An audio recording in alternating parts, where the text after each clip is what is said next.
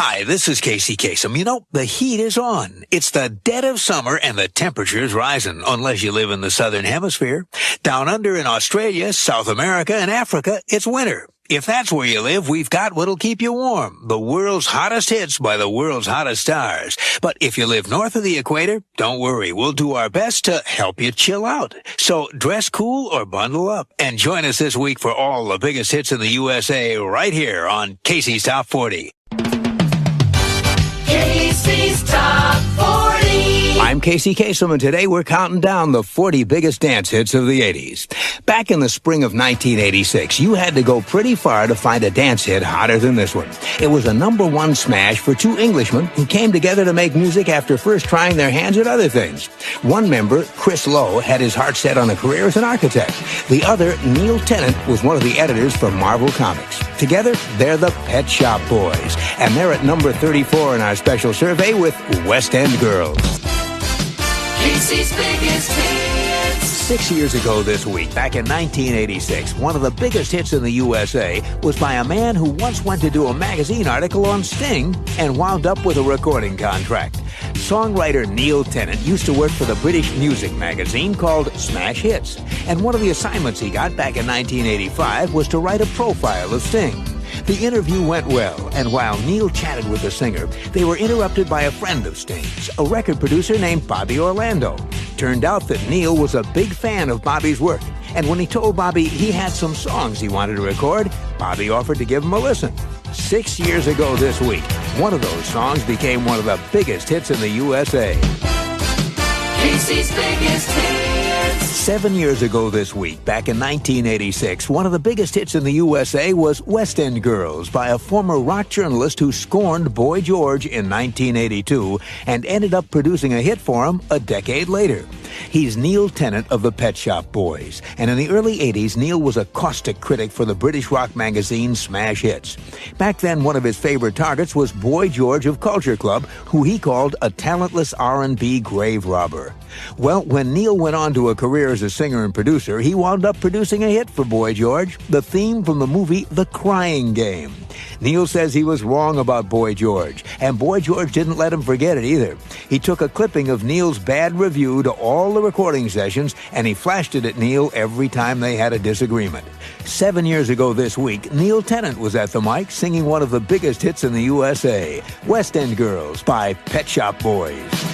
Casey's Coast to Coast. Well, now we're up to an American Top 20 extra by the Pet Shop Boys, a duo who might never have happened had the two members not gone shopping in the same place at the same time.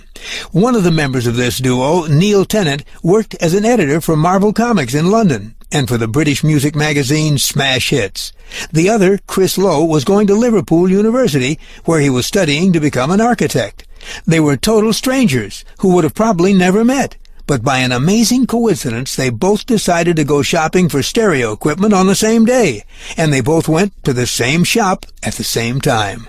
As Neil and Chris checked out the different systems, they compared notes. They got to talking about the music they liked to listen to, and they discovered that they both wanted to be songwriters. They met again weeks later to work on some songs, and that unexpected first meeting turned out to be the beginning of the Pet Shop Boys. Now, with an American Top 20 Extra, here are the Pet Shop Boys with a smash from 1986, West End Girls. American Top 20. Well, now we're up to an AT20 Extra, the song West End Girls by the Pet Shop Boys, an overnight smash that took years to create. West End Girls was a hit for the Pet Shop Boys in 1986, but singer Neil Tennant says that he can actually trace the song all the way back to 1970. That was the year he used his life savings to buy a used piano. Neil says, I taught myself to play by imitating Barry White's orchestra. I came up with what I called my Barry White chords, and over the years, I kept trying to find a song to use them in. Neil finally found a use for his Barry White chords when he was working with Chris Lowe, the other half of the Pet Shop Boys. Quote, he was playing a melody, and it wasn't quite right, but it reminded me of my Barry White chords, so I played them for him. we started moving things around, and we came up with West End Girls. It took 16 years for me to finally find a song that used those chords. With an extra from 1986, here's Pet Shop Boys with that song, West End Girls. Casey counts them down.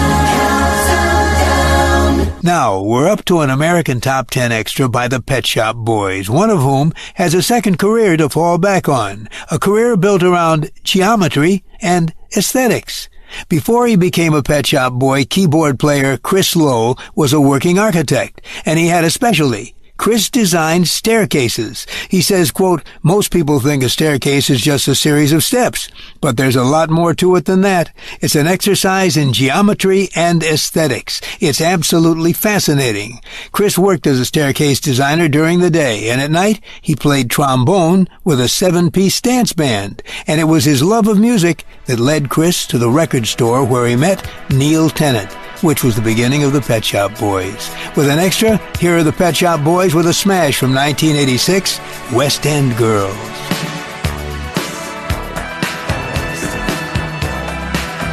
From 1986, those are the Pet Shop Boys with an American Top 10 extra, their #1 pop smash, West End Girls. American